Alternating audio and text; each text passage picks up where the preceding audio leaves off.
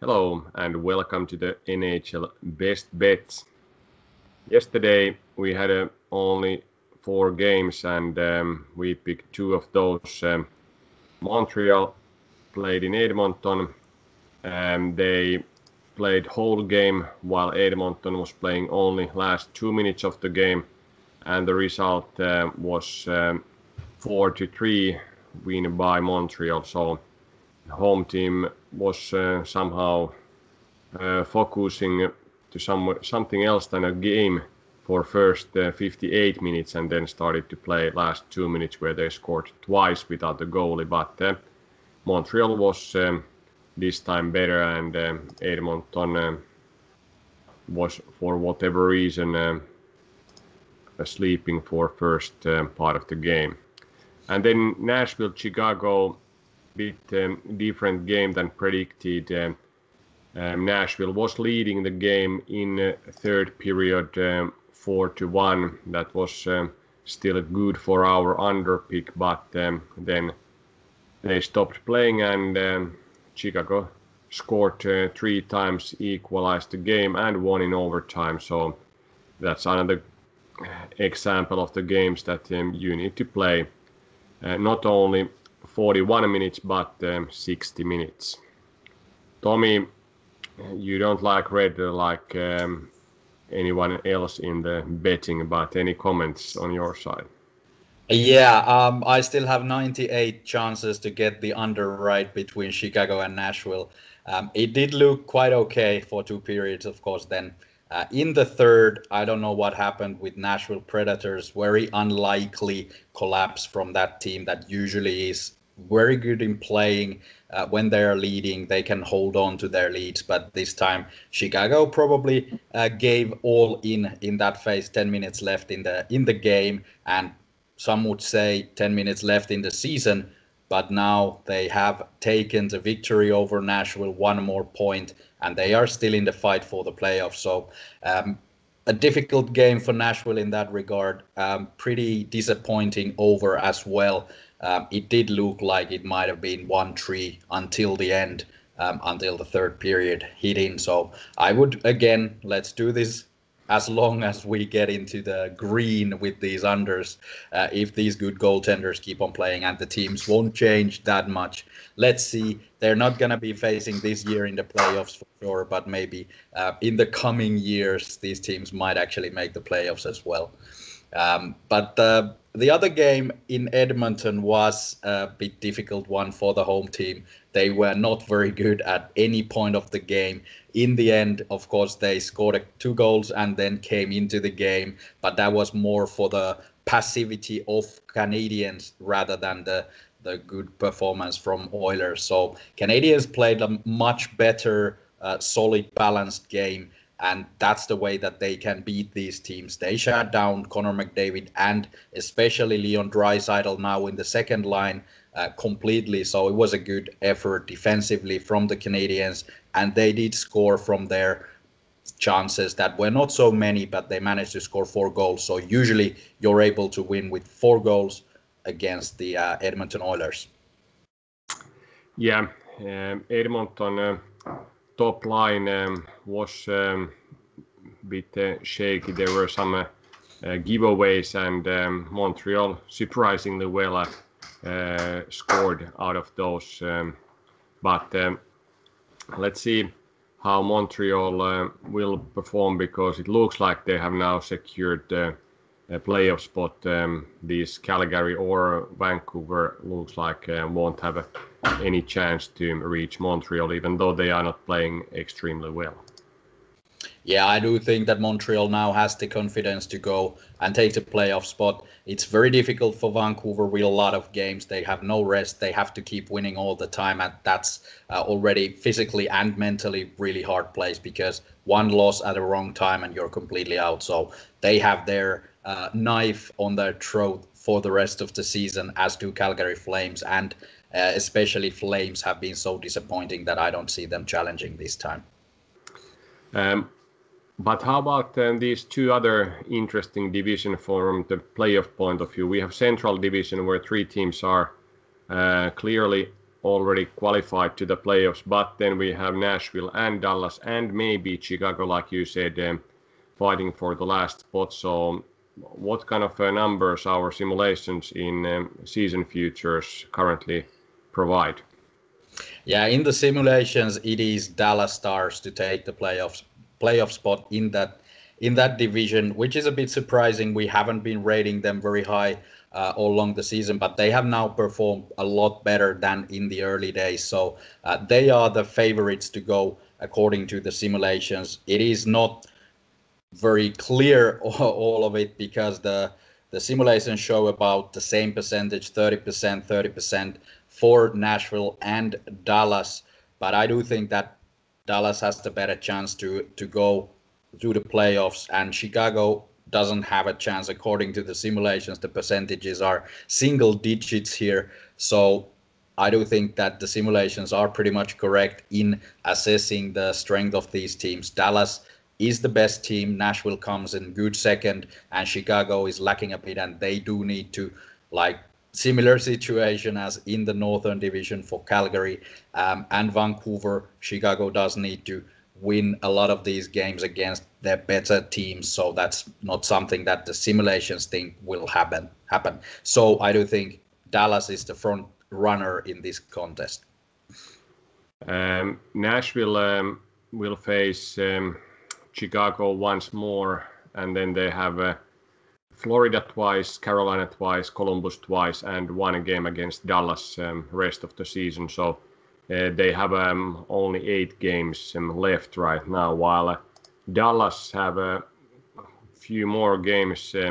They have actually 11 games, so they have 3 games in hand against Nashville, and they played twice against Detroit. They play another twice game in Detroit now. Next ones, then they have Carolina twice, Chicago twice, Tampa 3 times, Florida and Nashville once. So not extremely easy schedule after the 2 games in Detroit, but if you want to go playoffs, and especially if you want to succeed there, you need to win a game that are against tough opponents. Yeah, it's a nice thing they meet. Dallas and Nashville meet in the end of the season. Let's hope that there is something to play for. It would be very good if the playoff spot was decided by that game. Of course, have to remember that maybe when we're playing the last 5 or 6 games against the likes of Carolina, Florida, and Tampa, they might have already settled this score in the top of the division. So there might be not that much to play for them. And thinking of how tight the schedule is and the playoffs will commence pretty much right after the regular season, there might be some resting options and so on. So we might see some peculiar results in the end. But I do think that this is a good situation in this division because still 3 teams have a chance to make the playoffs. So these teams are nice to follow how they're gonna survive this sort of walking on the edge, and they can't really lose games in a row, especially against each other. Another division that we predicted to have some kind of playoff fight is the West, but interestingly, it's not Minnesota and Arizona who are fighting there, but it's St. Louis and Arizona. How about the simulations in the West? Which team will take the 4th and last playoff spot? We've been rooting for St. Louis for the whole season, and we still are. So it is likely that St. Louis, if they get their game together, they will win. It's easily more than 50% chance that they will take this spot. There is a small chance for San Jose. They've played very horrible ice hockey. I think they've lost 7 in a row. They are pretty much out. And Arizona, the current holders, have a couple of more games played already. Their point average is worse, so they have less than 20% chance to go to the playoffs. So it is for St. Louis Blues pretty much to take this 4th spot in there.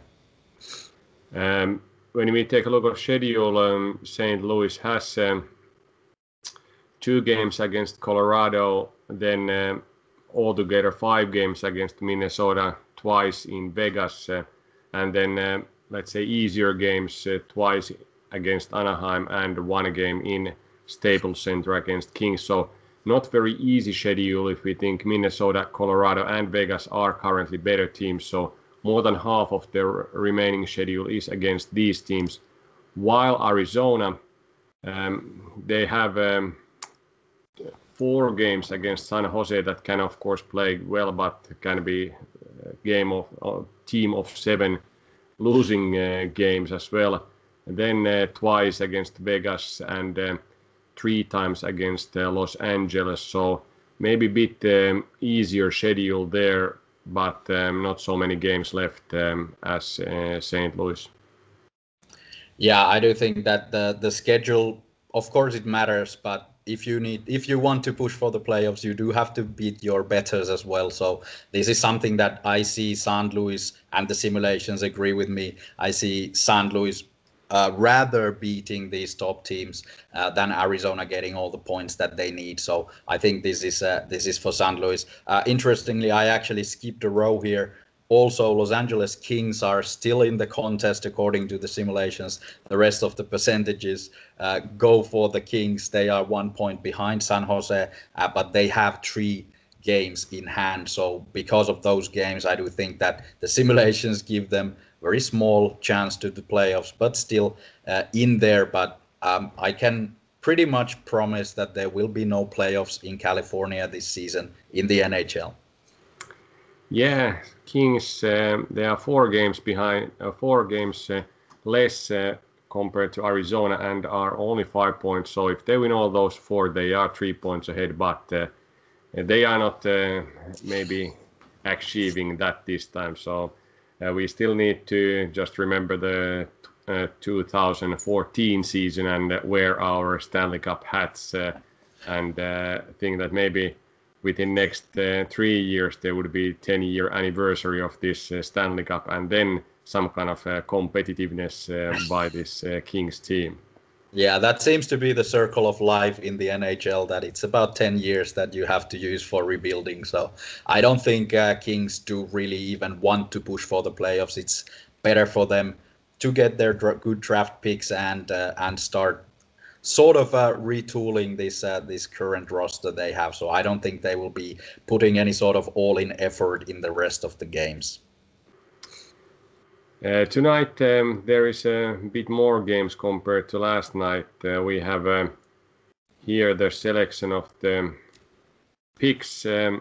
Washington continues their road trip now against the New York Islanders that was beaten by New York Rangers. Vice versa.